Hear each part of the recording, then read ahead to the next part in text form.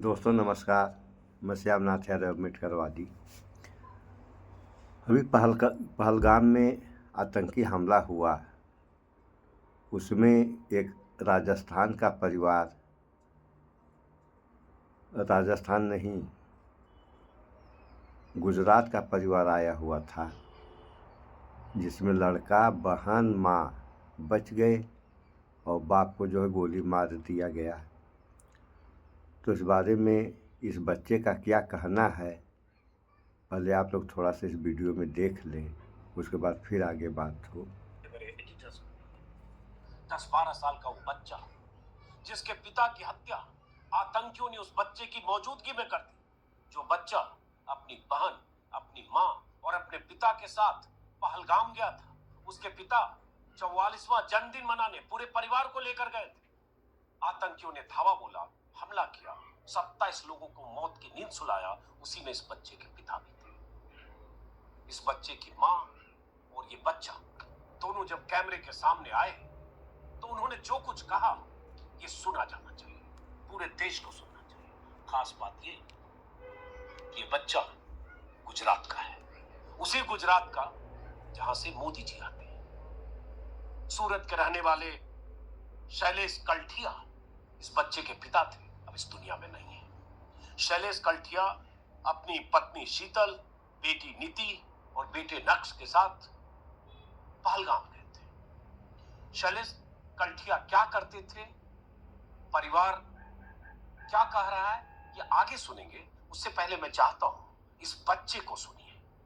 थोड़ा फेस मैंने ब्लर किया है, चूंकि माइनर है, उम्र मैं नहीं जानता, अंदाजा लगा रहा हूं कि 10-12 साल के आसपास होगा।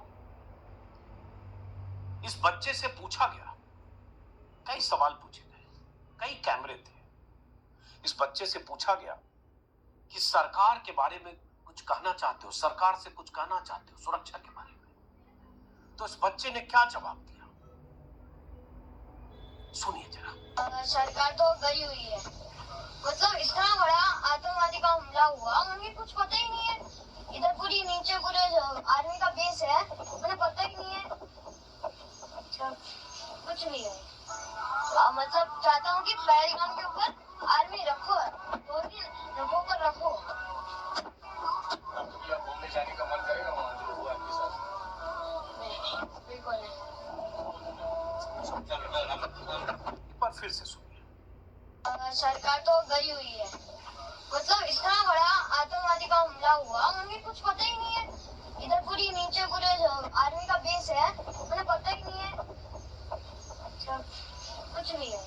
बच्चे ने कहा, इतना बड़ा हमला हुआ, सरकार को पता ही नहीं है, सरकार तो गई, आर्मी का बेस है नीचे और कुछ पता ही नहीं।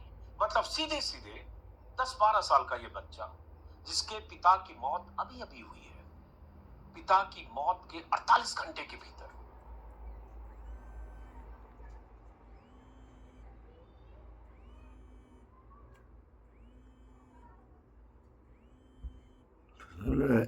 आप लोग तो सुनिए जरा, क्या करें, थोड़ा सा ही ये परेशानी बच्चा जो है। कह रहा है पूरे देश को सुनना चाहिए। और यही सवाल उठाया जा रहा है कि जहां हजारों सैलानी थे, कश्मीर में जहां आने के लिए पहलगाम गए थे, इस बच्चे की मां ने केंद्रीय मंत्री, गुजरात के रहने वाले सीआर पाटिल से क्या तल्ख और सीधे सवाल पूछे, चुभने वाले। वो सवाल भी आगे दिखाऊंगा। गुजरात के 3 लोग आतंकियों की गोलियों के शिकार हुए हैं, उन 27 में से 3 गुजराती। लेकिन इस बच्चे ने और क्या कहा, वो भी सुनिए।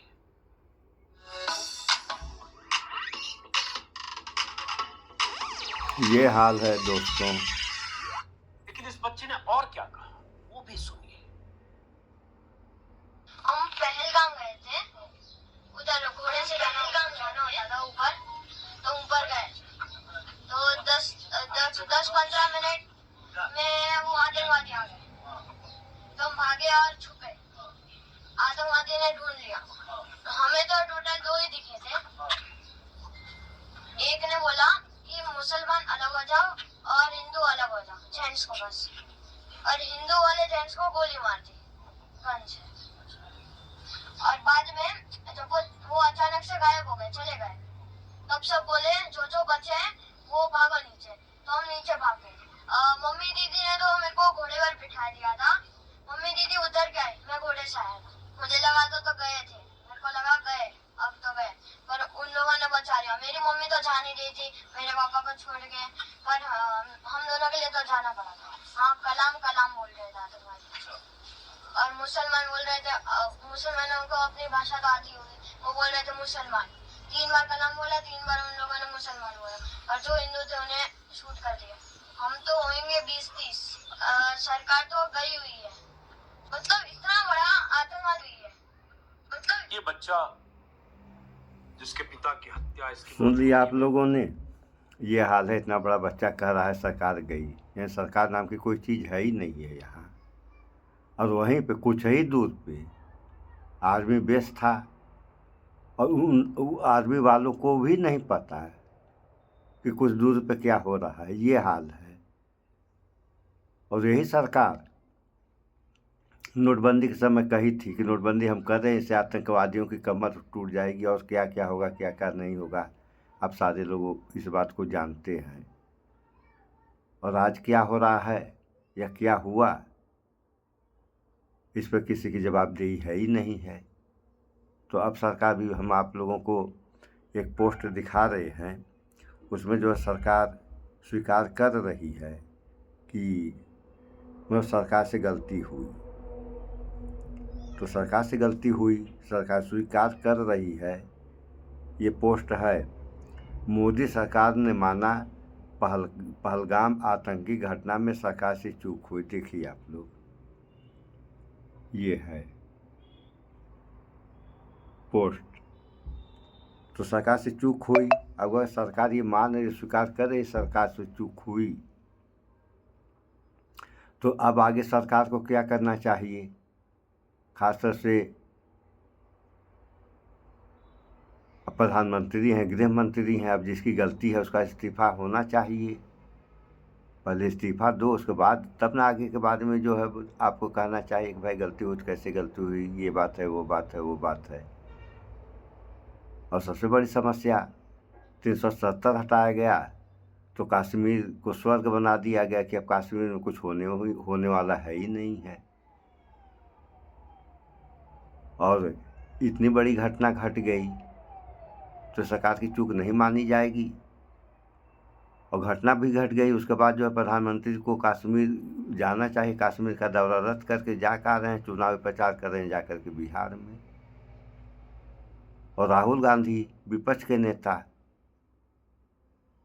मतलब तो पूरे 140 करोड़ आबादी से है, लेकिन मुख्य जिम्मेदारी तो सरकार की बनती है। राहुल गांधी कश्मीर चले गए, लेकिन प्रधानमंत्री को कश्मीर जाने की फुर्सत नहीं।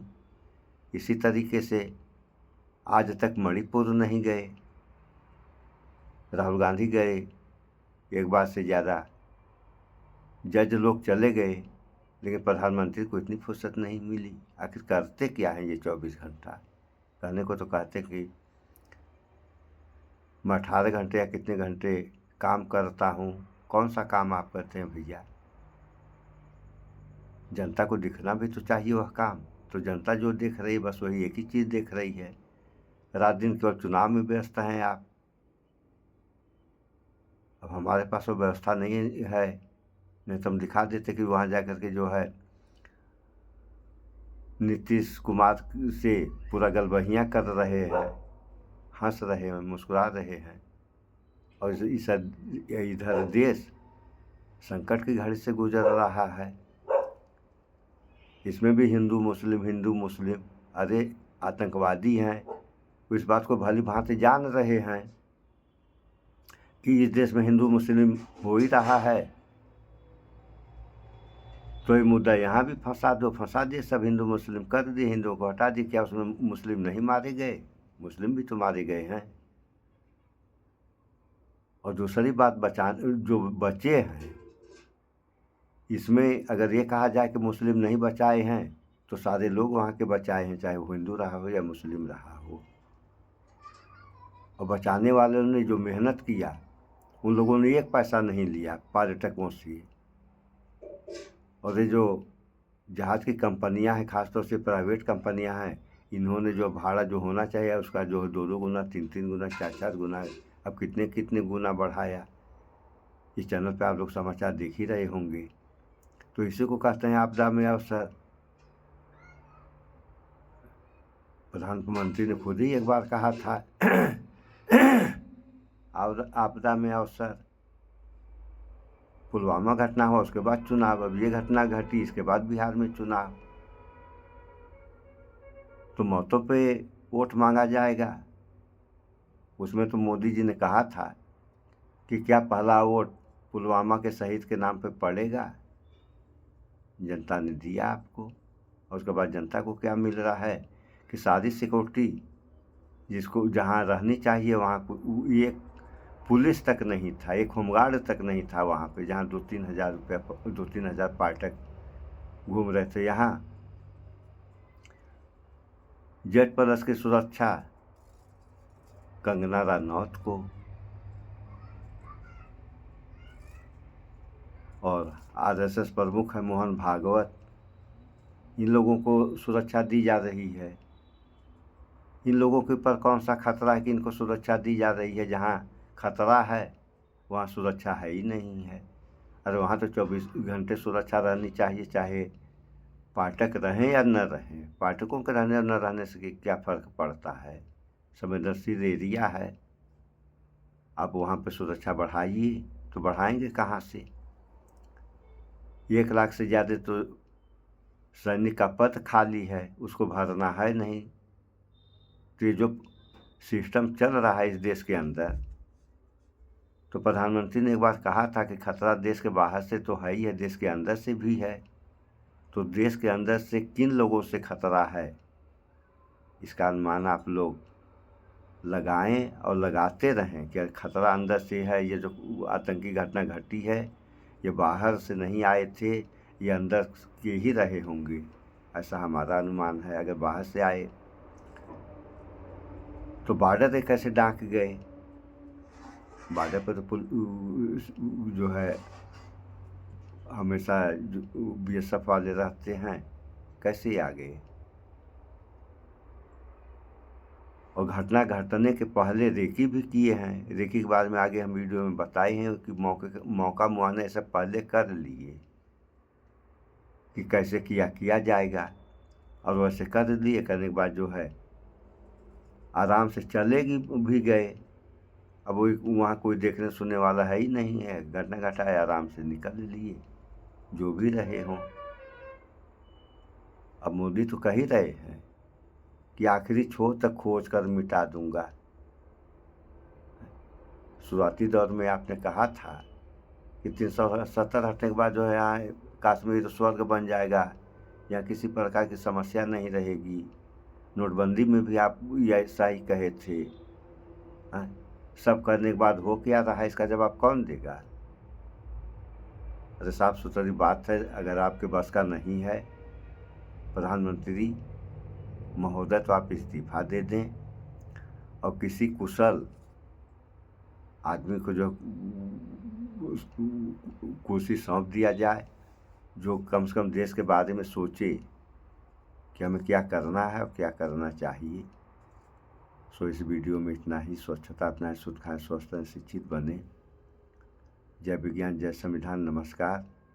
हाँ, आखिर में एक बात आप लोगों से कहेंगे, भाईचारा बना के आप लोग रखें, अन्यथा मर रही है इस देश की जनता, और सारे मर जाएंगे, चाहे हिंदू हो या मुसलमान। नमस्कार।